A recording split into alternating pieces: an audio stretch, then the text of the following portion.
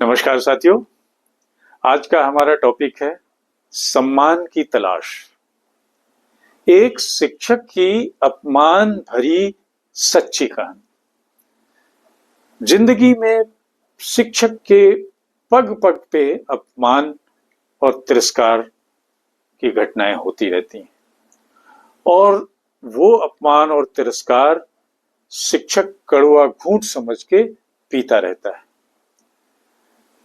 हालांकि ऐसा माना जाता है, बाहर से चकाचौंध की दुनिया ये कहती है कि शिक्षक का जीवन सम्मान और आदर से भरा होता है।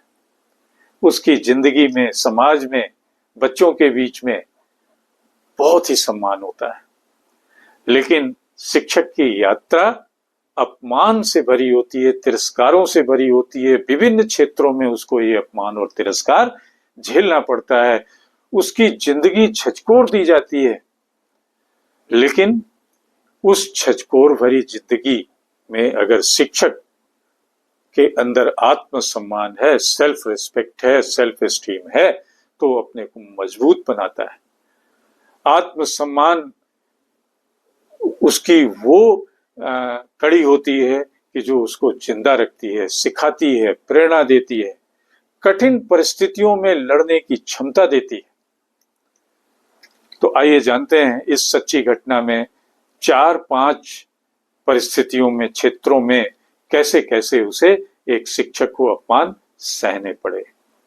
ये शिक्षक की है घटना, मेरी आप समझ सकते हैं।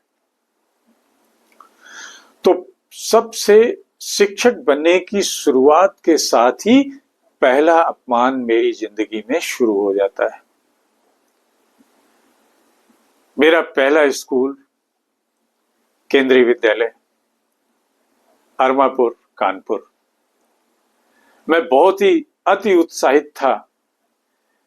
पोस्ट ग्रेजुएशन करने के तुरंत बाद, शायद 1-2 महीने बाद ही, एक एडहॉक शिक्षक के रूप में मेरी नौकरी लगती है।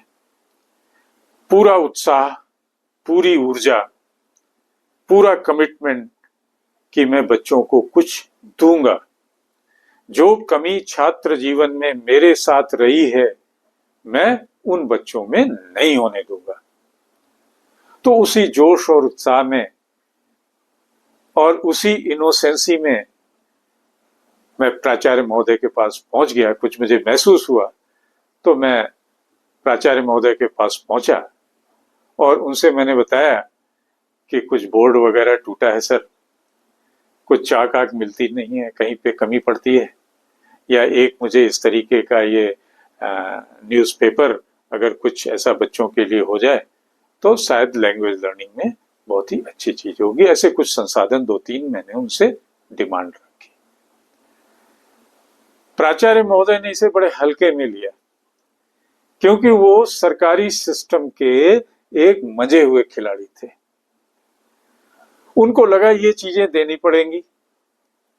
उन्होंने मुझे उल्टा हड़काना शुरू किया, मुझे डिस्करेज करना शुरू किया। सीधे कहना कि तुम्हें अभी जुमा जुमा आए हुए 3 महीने हुए नहीं है और तुम लोगों को पढ़ाने लिखाना तो है नहीं, और इस तरीके की डिमांड लेके आ जाते हैं ताकि तुम अपनी गलतियां छिपा सको। स्कूल में और भी 150 शिक्षक हैं, टीचर हैं, उनको तो ये चीज नहीं दिखी। आप ही के क्लास में ब्लैक बोर्ड टूटा है, सीमेंट का उन दिनों ब्लैक बोर्ड होता था, टूटा है, रिफ्लेक्शन है, आप ही को दिख रहा है और किसी को तो नहीं दिख रहा है।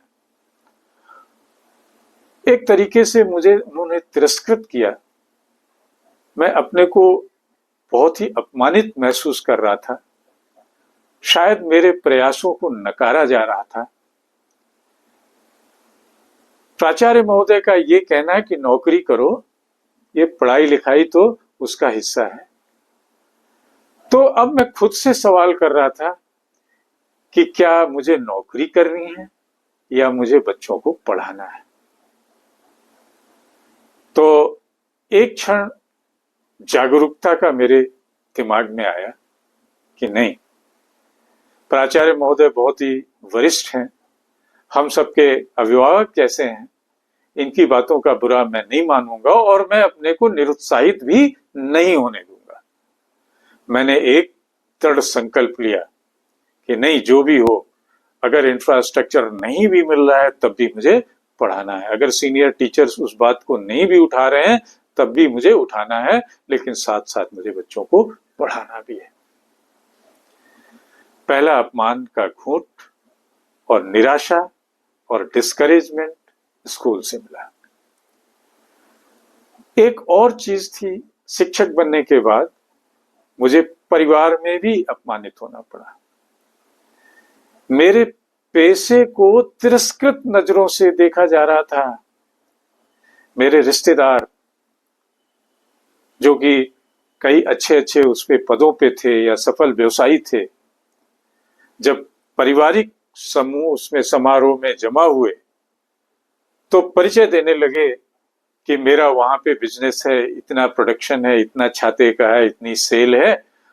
और मेरा परिचय, मैं अपने परिचय को देने के बजाय उनसे इंट्रोड्यूस होने लगा। उन्होंने ही मुझे मेरा परिचय कराया कि ये बहुत ही सीधे हैं, ये बेचारे शिक्षक हैं, बेचारे शिक्षक हैं। मेरे सम्मान को ठेक लगी कि आप अपने को तो इतना ऊंचा ऊंचा करके बता रहे हो और मुझे बेचारा शब्द यूज कर रहे हो।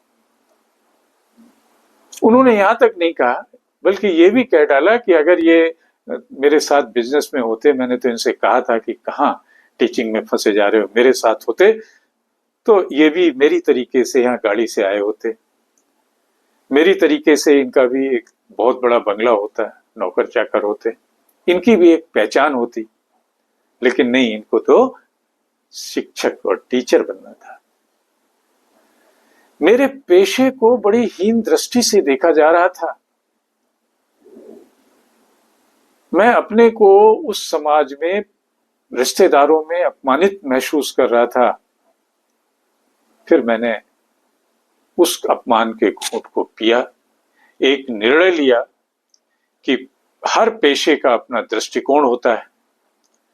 मेरा अपना दृष्टिकोण है कि मेरा जो प्रोफेशन है वो सबसे अच्छा प्रोफेशन है और दूसरों की सोच से मैं अपने आप को प्रभावित नहीं होने दूंगा। एक समय आएगा जब इनको हमारी सोच के मुताबिक देखना होगा।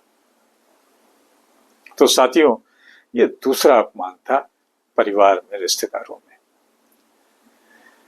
तीसरा, स्कूल में कोई 1 साल के अंदर ही अभिभावकों से मुझे झटका मिला। स्कूल का अनुभव ये था कि अभिभावकों का असम्मान। कैसे?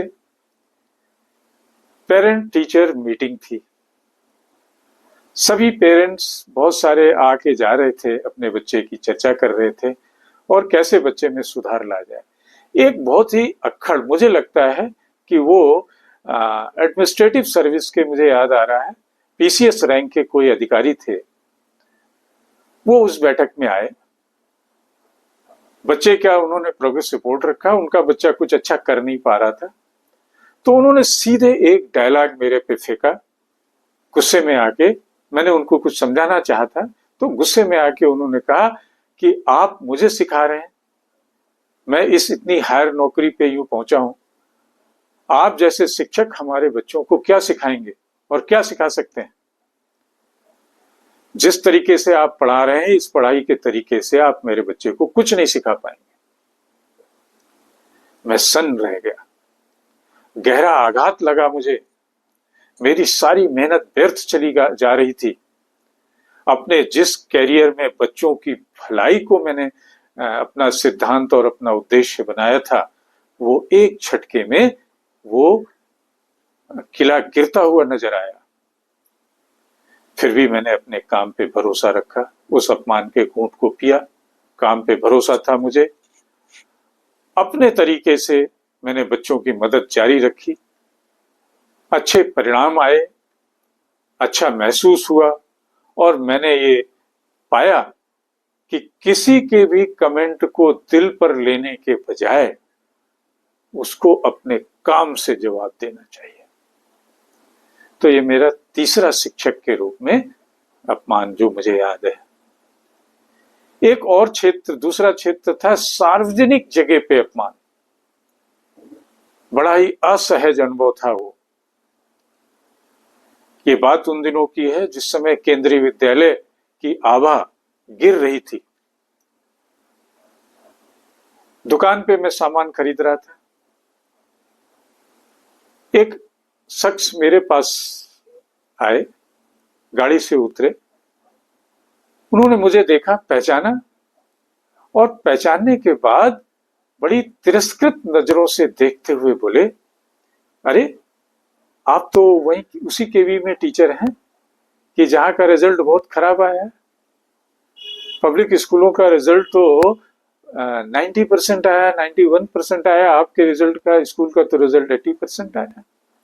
आप क्या करते हैं? आप लोग वहां पे क्या पढ़ाते हैं स्कूल में? इतनी मोटी मोटी तनख्वाह लेते हैं। प्राइवेट स्कूलों को देखिए क्या करते हैं। मैं स्तब्ध रह गया। ये एक सार्वजनिक स्थल पे मेरा अपमान था, शिक्षक का अपमान था। फिर भी मैंने बड़ी शांति से जवाब दिया कि मैं शिक्षा देता हूं, या मेरा विद्यालय शिक्षा देता है बच्चे को अच्छा इंसान बनने की। आपको परिणाम कुछ समय बाद दिखेंगे, लेकिन अच्छे दिखेंगे। पब्लिक स्कूलों की नंबर रेस में मत भागिए। वो बच्चे क्या करेंगे अभी आपको पेपरों में पता चलेगा। शायद उन्हें मेरा जवाब ये पसंद नहीं आया, लेकिन मैं अपने पे संतुष्ट था कि मैंने एक शिक्षक के तौर पे इनको सही जवाब दिया है। अब आता है अंतिम अनुभव, जहां आत्मसम्मान की खोज एक शिक्षक के तौर पे जरूर जारी रहती है। मैंने कभी भी अपने आत्मसम्मान को गिरने नहीं दिया। कभी भी मैंने शिक्षक से इतर अपने को कुछ माना ही नहीं। अपमान को कभी कमजोरी नहीं समझा अपनी, बल्कि उससे मैंने सबक लिया, और सबक लेके हमेशा बेहतर किया। इस शिक्षक की जर्नी मुझे समझा गई, शिक्षक की यात्रा मुझे सिखा गई कि शिक्षक का मतलब सिर्फ ज्ञान देना नहीं होता है, बल्कि हर दृष्टिकोण का सामना करना व सुधारना भी होता है। अपमान के क्षणों ने मुझे मजबूत बनाया। पेशे के प्रति, अपने प्रोफेशन के प्रति मुझे गौरवान्वित महसूस कराया, और जिससे मैं हर चुनौती का सामना करता गया। तो नटसेल में मैं कहना चाहूंगा कि हम सब शिक्षक अपने पेशे का महत्व समझें, और पेशे का महत्व समाज में कितना योगदान दे रहा है उसको समझें, और वो सिर्फ हम ही समझ सकते हैं।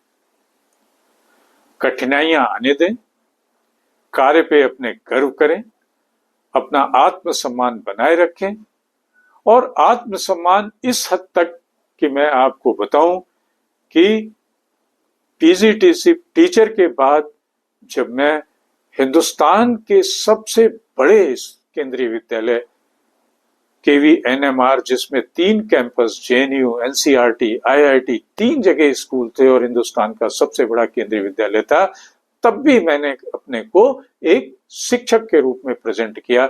अपने, वो चाहे हमारे मंत्री महोदय हो, चाहे हमारे वो IAS और सेक्रेटरीट के लोग हों, मैंने कभी भी अपने को प्राचार्य के रूप में प्रस्तुत नहीं होने दिया। शिक्षक था, शिक्षक हूं, और जिंदगी भर शिक्षक रहूंगा। धन्यवाद साथियों। याद दिला दें, मेरे चैनल @Mr. Sudeep 104 को जरूर शेयर, सब्सक्राइब करें।